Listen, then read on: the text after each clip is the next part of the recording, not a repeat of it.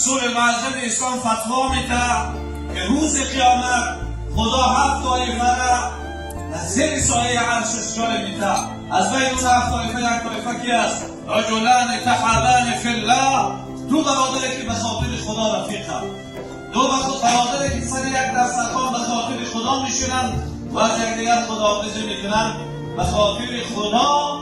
خدا روز قیامت محشر قیامت در پیش حضرت آدم، موسی، ابراهیم، عیسی، نوح و سایر انبیا حتی محمد مصطفی صلی الله علیه و سلم میآیند. همون جوانمردان، یعنی شمایی که امروز آمدین بالای دسترخوان نشسته، الله رب العزت از بالای 7 طبقه آسمان و زمین از عرش الهیش فریاد میکنه کلی همون جوانمردایی که در دنیا به خاطر خدا نشستند.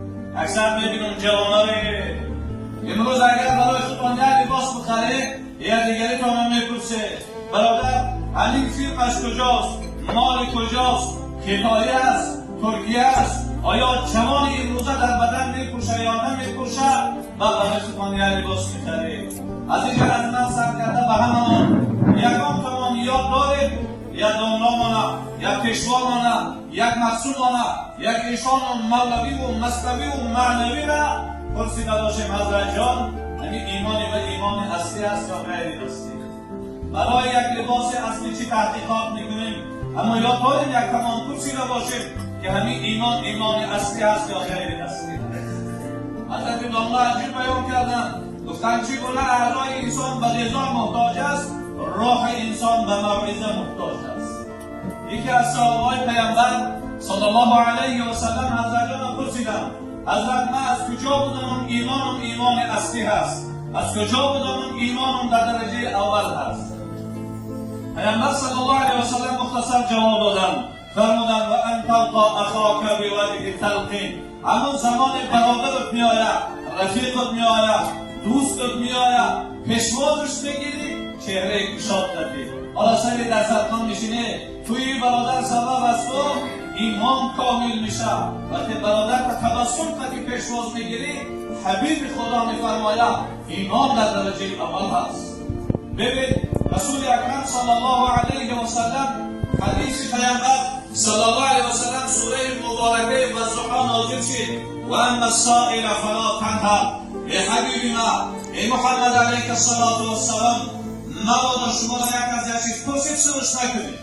صحابه گفتند حضرت جان ما خودمان چیزی نداریم بخوریم، هیچ خیر را نمیکنیم. پیامبر صلی الله علیه و سلم گفت کلمه خوب هم نداری، کلمه خوب در جواب برادرت صدقه است. در حدیث دیگر پیامبر صلی الله علیه و سلم فرمودند تبسم در چهره برادر صدقه است. وقتی میایی روبرو در سرخوان برادر میشینی تبسم کردی در پیش پروردگار از جمله همون انسان‌هایی هستی که تو صدقه کرده گرفتی. حالا ببین داملا صحبت کردی وقتی گرددن ماده گرد نزنه. چرا؟ زیرا طبیعت انسان همین است، وقتی صحبت کردن از یک از صحبت کنه وقتی چکو میکنه. پیامبر صلی الله علیه و سلم اگرچه پیامبر بودن اما طبیعت انسانی داشتن. اکثر اون قاعده بغدادی خواندگی، اول از سوره عمه، بعد از سوره والنازعات، بعد از سوره عبسه هست. سبب نزول آیه چی بود؟ بسم الله الرحمن الرحیم عبس و تولی ان جاءه الاعمى. ببین پیامبر نازنین محمد صلی الله علیه و سلم صحبت میکردن، یا صحابه چشم بینا نداشت. در بین صحبت پیامبر آمد، پیامبر ناراحت شد و چهرهش دگرگون کرد و الله رب العزت آیت نازل کرد بسم الله الرحمن الرحیم عبس و تولی. محمد چهرهش دگرگون کرد و خوش ناراحت کرد به خاطر که پیشش یک بنده این نابینای ما آمد. ببین هر باری که این صحابه می آمد رسول اکرم صلی الله علیه و سلم از جاش میخیستی میگو اهلا و سهلا مرحبا بکم بمن عاتبنی ربی. بیا عبدالله خوش آمدی، من یک بار کنه خوشگو نگاه نکردم، خدا من در قرآن جنگیاب کرد، بیا خوش آمدی. بار پیامبر صلی الله علیه و سلم حیات داشته، یک بار خوشگو نگاه نکرد آیت نازل شد. و این روزا ما چند برادر میبینیم چهره بی‌دقتی نگاه میکنیم، های های روزه میشه و خدا قاضی میشه. و اگر من شما را این سوال بکنه چی جواب میدید؟ در این آیت علما دو جواب می‌دهند. یکی از جوابانی است که آیا خداوند واقعا حبیبش را جنجال کرد؟ یا اهل علم در کلمه عربی یکی از صیغه ها و کلمه هایی که مخاطب گفته استفاده می شود. در اونجا اگر باید صحبت میشه این گونه میشه: عبست و تولینا، چرا رو گردوندی و چرا خود را ناراحت کردی؟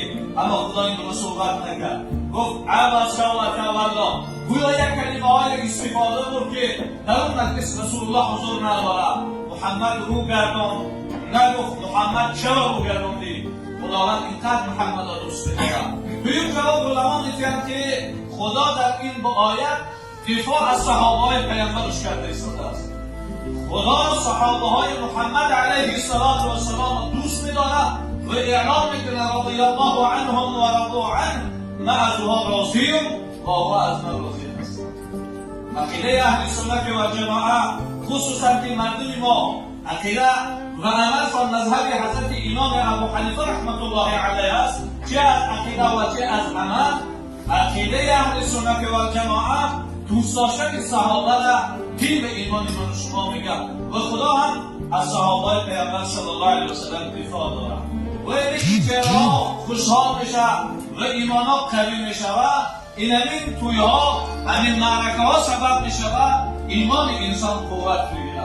برادران بزرگواران، وقتی ایمان خوب باشه، وقتی اسلام خوب باشه، ایمان و اسلام خوب از ما چی طلب میکنه؟ اخلاق خوب طلب. پیامبر صلی الله علیه و سلم پرسیدند از همه بزرگترین ثواب در روز قیامت وزنش وزن‌تر در ترازوی اعمال چی است؟ حبیب خدا گفتند اخلاق خوب است. از اخلاق خوب در ثوابی وزن گفتن نیست. و الله رب العزت هم واقعا عدد محمد صلی الله علیه و سلم در قرآن ذکر میکنه: بسم الله الرحمن الرحیم و انک لعلی خلق عظیم. وقال النبي عليه الصلاة والسلام أدبني ربي فأحسن تأديبي. الله میگه ای حبیب ما، ای محمد صلی الله علیه و سلم، واقعا تو در یک اخلاق بزرگی. پیامبر صلی الله علیه و سلم میفرماید ادبنی ربی، ای اصحاب، ای امت، آگاه باشید. میدونید من کی ادب داده است؟ پروردگار و بهترین ادب را برام نصیب کرده است. عایشه مادر پرسیدند که اخلاق پیامبر صلی الله علیه و سلم چگونه بود؟ عایشه مادر گفتند من کدام اخلاقش بگم؟ خوراک‌خوریش بگم؟ لباس پوشیش بگم؟ افکار خودش کدام شد؟ رسول الله یک قرآن زنده که کوچه ها را میگشت. رسول الله صلی الله علیه و سلم اخلاقش همین گونه بود. همدیاران عزیز، امروز شما را خدا خیلی دوست می‌داره که سری در سرخان جمعتان کرده. اگر خدا توفیق این گونه محو کشیدن نصیب نگردانه نصیب نمی‌شود. شما خیلی بنده های عزیزی الله رب العزت. حالا حضرت گاملا چند قصه صحابه ها را کرد. چرا صحابه پیامبر صلی الله علیه و سلم بزرگند؟ به خاطر چشم‌های اونا مثل چشم رسول الله را دیدگی هستند. چشم صحابه پیامبر صلی الله علیه و سلم اینقدر بزرگ شدند زیرا معلم خوب داشتند. رسول اکرم جبرئیل امین می آید، سلامش میگه و بعد سلام میگه ای محمد علیک السلام، برو ابوبکر سلام بگو خدا ابوبکر سلام میگه و بعد میگه که خدا میگه من از ابوبکر راضیم. خیلی ابوبکر دوستی از خدا راضی است یا نیست؟ رسول الله بخیل نبودن، سخی بودن، آمدن گفتن ابوبکر مبارک شود خدا سلامت میگه و بعد سلام از تو اعلان رضایت کرده. آیا سوال میکنه که ابوبکر از خدا راضی است یا نه؟ حضرت ابوبکر گفته حضرت جان من چطور راضی نباشم؟ من نبودم، من پیدا کرد.